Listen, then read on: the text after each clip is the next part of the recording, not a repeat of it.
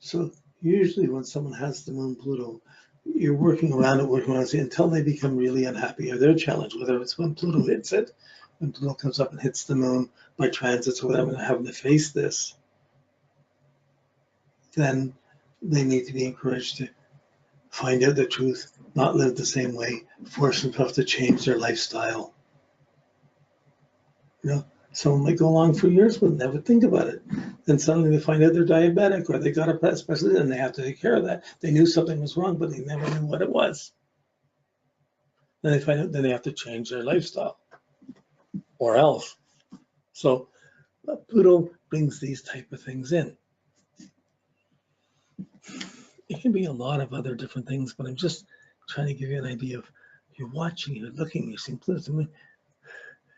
You're looking to how the kid was hit or not got the nutrition and not got the hugs, or a parent split up or something wasn't there and they didn't get all the sympathy and nutrition they were supposed to get. So by birth, you got it at birth, but it could mean that was there during pregnancy in mother's nutrition. It could be there it's fears that the mom had and the family had about being mom and taking care of things or maintaining relationships or whatever, or not having relationships. Many people with the Pluto moon, Neptune moon, Uranus moon grow up into extended families. Many others hold on to a difficult relationship and stay in a difficult situation to not have the extended family, just have the one, and they hold themselves into very severe situations where they're either controlling or someone's controlling them because they're afraid of everything else. So you don't want to define it. You see someone has alert signals come out. Was there abuse?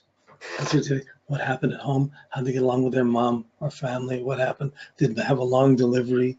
I met people at Pluto Moon and said, oh, get along, mom, fine, no big problem. It's been like this. It's normal to them. You know, at closer quarters, I said, well, did she have a long delivery, a difficult delivery? Oh, yeah, she was in delivery for a day and a half, and in labor for a day and a half, or a couple of days, or a week, or whatever. So sometimes we're looking for it a certain way, and it's there somewhere else you wouldn't have anticipated. But this nerve is there, this reality check is there. So there's a need to have physical checkups, to use things, to find out things, what's dietary, what's nutrition. There's also a need to lighten up a little bit because your fear blocks everyone else. But if you were open, whoa, it would be difficult. It would, like, what a challenge. Now that could fear, I've got to have a home, I've got to have a guy, I've got to have a home, can't be alone. That could be, I can't be alone, I can't be with anyone, I can't be with anyone, I got to be alone. Or I'll never find a place where I'm going to be. So, so many people in the world, so many people in a family. There's not going to be a family with 3 or 4 members that someone doesn't have Pluto aspects. Probably one person at least is most likely to have a Pluto moon aspect. Certainly in a large family or a medium-sized family. So it's not that uncommon. It's a psychological depth, but there's a harshness there. That harshness is a battle. That fear, those fearful memories are a battle on the spiritual path. How do you get past your memories? How do you live in the moment? How do you get past your negative thoughts to Mercury, your emotions to Venus? How do you find truth? Is there love without truth? But if truth is so harsh, it just depends what you're attached to and how you empower it. So most of the time someone go along, they wouldn't be showing it, they just go along being themselves. But when issues of home or mom or whatever that issue is, when it comes up, it instantly hits this nerve. You probably wouldn't see it unless you lived with someone or got to know their family or their home. They could just put their energy out into work or out into other things, and you would not even notice it. But you would expect they might not relax that much. Or it's funny how this works. Okay. You're dealing with the levels of consciousness, the two planetary levels of consciousness, they interpenetrate each other. They affect each other no matter any fear or confrontation is going to affect your feelings. So if we hear something threatening, we're going to pull in. We're going to be alert around it. It's normally, we have a relationship between, everyone has a relationship to Moon and Pluto. It's just, and everyone will have transits of it where these fears come up at different times, or confrontations come up at different times. But some of us start with it, and we have the reality check from day one. And then other people seem so flaky because they didn't have anything, or they'll never know, or whatever.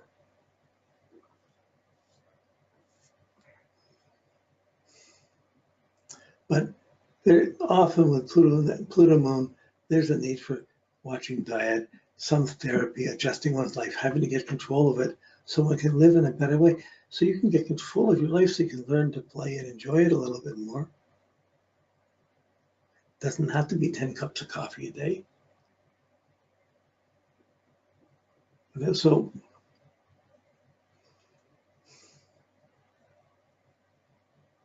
okay.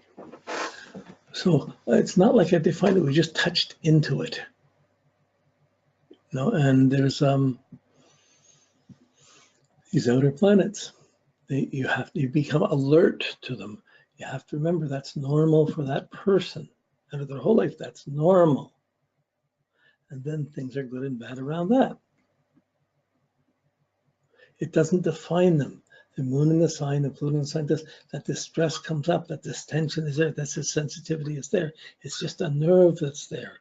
It shouldn't necessarily be accentuated. So when you're doing with a consultation, you can talk about some of the planets and signs. You can talk about the crises that are happening, and you can either talk where you're coming from here and you're going to there. You talk about the phases, which will diminish the actual crises, because this is going on because you're coming from here and going from there. But if someone's not facing things, you can use the transits and the crises to say, never mind the phases, you've got this crisis going on. Deal with it. But when you're dealing with a natal chart and it's someone has it for life, it's their puzzle. You'll learn about how different people use it. But you have this alertness, what's going on here? You're doing this audit, even looking at it when you see the chart, you got to ask them some questions about it. If they don't want to talk about it, then okay, but you get a sense of where it is. And Pluto in the signs, that's a whole generation. Where you really see this Pluto in the houses. And but the tension will be there. This fear element, this harsh element will be there. This lack of over control, or fear of letting go of control, or fear of not being controlled.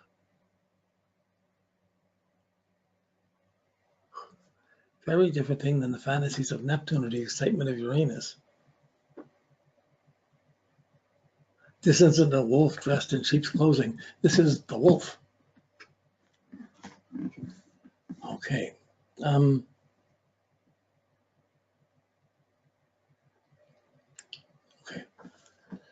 If we take, so that affects the memory. So you get memory blocks, fears of memory, fear of remembering that difficult thing.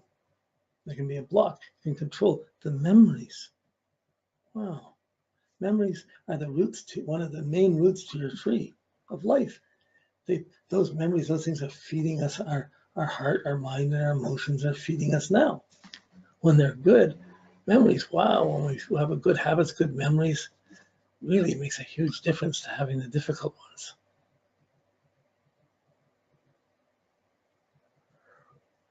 So it would be interesting to see different diseases, different things, and check out the moon, just the moon to other planets. I mean, things come from other planets too, but the moon is your diet and your habits. Okay. When we get to, okay, sorry.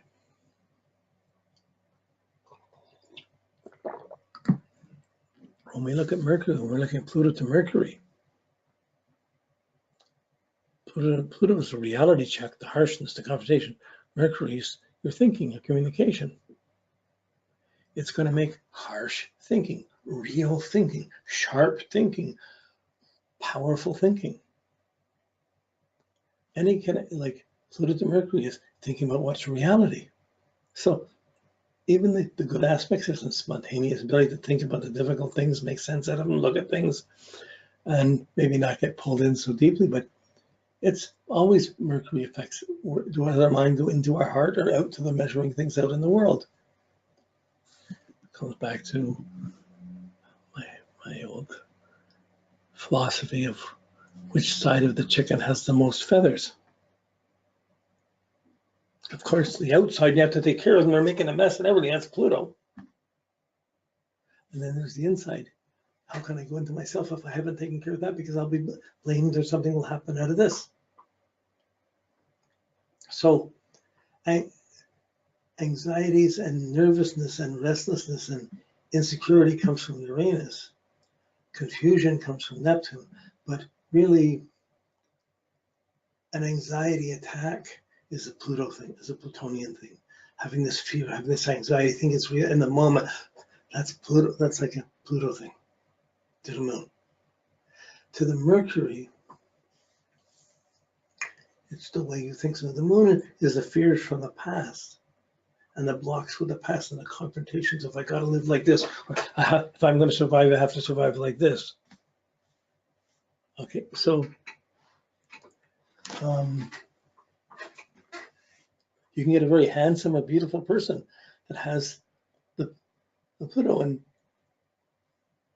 that like everybody likes them, but they're afraid of getting close. Huh. Okay. Mercury's the way you think and make sense out of the patterns in the memories. These things happen, these patterns happen, these things happen. It's making up time, it's planning things, it's thinking things, it's making sense out of things. It's taking note, it's being out. Mercury's really the alertness in the moment. Well, fear and confrontation will make you even more alert to the moment, but with a darker side to it, or an absolute need for truth around things.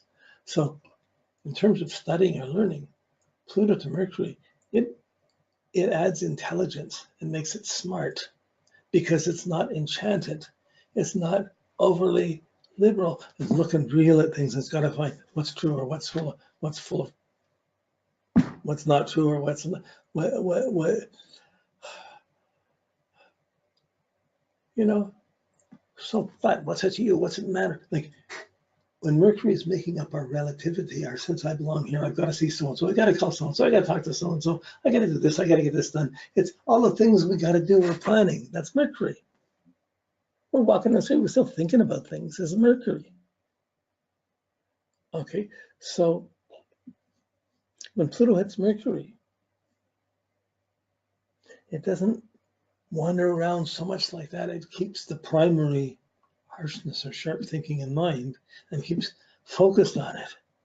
And then the mind is going with this alert, fearful, confrontational, auditor type